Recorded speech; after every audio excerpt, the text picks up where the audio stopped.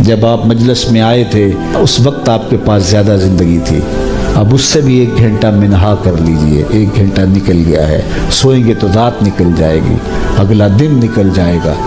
ایک ایک گنتی جب الٹی چلتی ہے تو بہت جلد کام 0 پہ آ جاتا ہے، چاہے 1 کروڑ سے شروع کر لے۔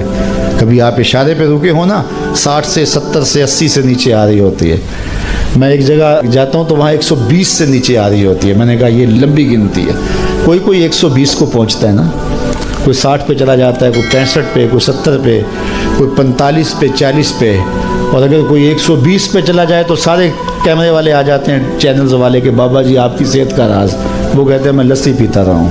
تو 120 پہ وہ گنتی پیچھے آ رہی تھی، میں نے کہا اچھا اس کو دیکھتے ہیں یہ نیچے آتی ہے کہ نہیں، تو 120 والی بھی صاحب وہ 0 پہ آ گئی۔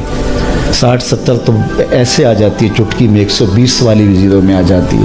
تو یہ میری اور آپ کی زندگی ایک ایک کر کے ٹوٹ رہی ہے اور ہم 0 پہ پہنچنے والے ہیں، اور جب 0 پہ پہنچ جائے پھر سرخ بتی جل جائے گی، پھر گاڑی کو آگے گزرنا ہی پڑے گا، چاہو یا نہ چاہو آگے جانا پڑے گا۔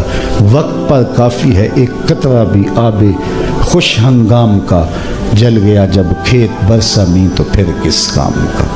کل کے پچھتاوے سے بہتر ہے آج کا پچھتاوا، آج کا پچھتاوا کل کی بہتری کی ضمانت ہے، اور کل کا پچھتاوا سوائے حسرت بڑھانے کے اور کچھ نہیں تھا۔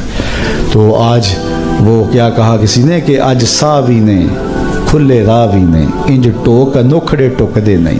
یہ روز روز ایسے وقت نہیں آتے ہیں، آج سانس ہے، آج وقت ہے، تو اس وقت کو میں اور آپ غنیمت سمجھے اور اپنی آخرت کی تیاری کریں۔ اقبال نے کہا تھا موسم اچھا پانی وافر مٹی بھی زرخیز، جس نے اپنا کھیت نہ سینچا وہ کیسا دہقان، او مرد کوہستاں اپنی خود ہی پہچان۔ تو آج پانی بھی وافر، موسم بھی اچھا، مٹی بھی زرخیز، تخم عمل ڈال لیں، کل کا انتظار نہ کریں، کل کسی نے دیکھی نہیں۔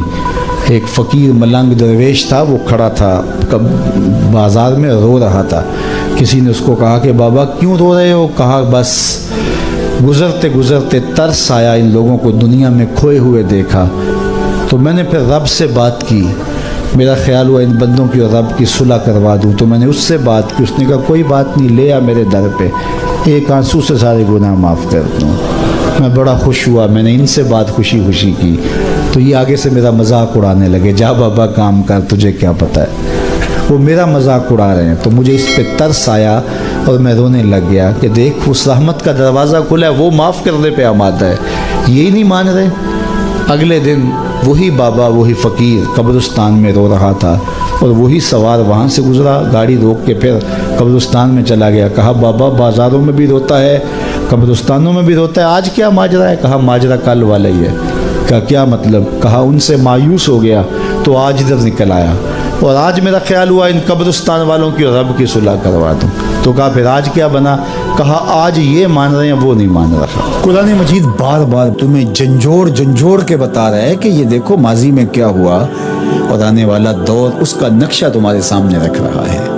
ماضی کی کہانیاں تمہیں فراموش نہیں ہیں، تم نے اپنے بڑوں سے سنی ہیں، تم ان سے بڑے ظالم اور جبابرہ تو نہیں ہو، فرعون سے، نمرود سے، حامان سے، قارون سے بڑے نہیں ہو۔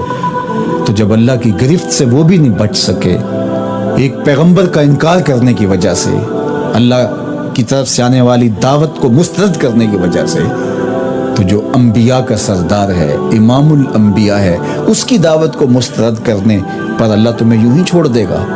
لیکن اللہ جل شانہ نے تمہیں مہلت دی ہے، چونکہ اس کی سزا بھی بڑی ہوگی اور مہلت بھی زیادہ دی ہے۔ وہاں پیغمبر کی تکذیب کی اور اللہ نے فوری گرفت میں لے لیا، فوری پکڑ لیا، لوگوں نے اپنی آنکھوں کے سامنے ان کا انجام بد دیکھا، بستیاں الٹ دی گئیں، شکلیں تبدیل کر دی گئیں، دریاؤں میں سمندروں میں ڈبو دیے گئے، کئی قسم کے عذاب لوگوں نے اپنی آنکھوں سے دیکھے۔ لیکن یہ پیغمبر صلی اللہ علیہ وآلہ وسلم، ان کی تکذیب اگر تم کرو تو اللہ تمہیں اس سے بھی سخت اور اس سے بھی بڑے عذاب دے گا، لیکن تمہیں وہ مہلت زیادہ دیتا ہے۔ تو اس مہلت کو، اس ڈھیل کو مت سمجھ لو کہ اللہ بے بس ہو گیا ہے۔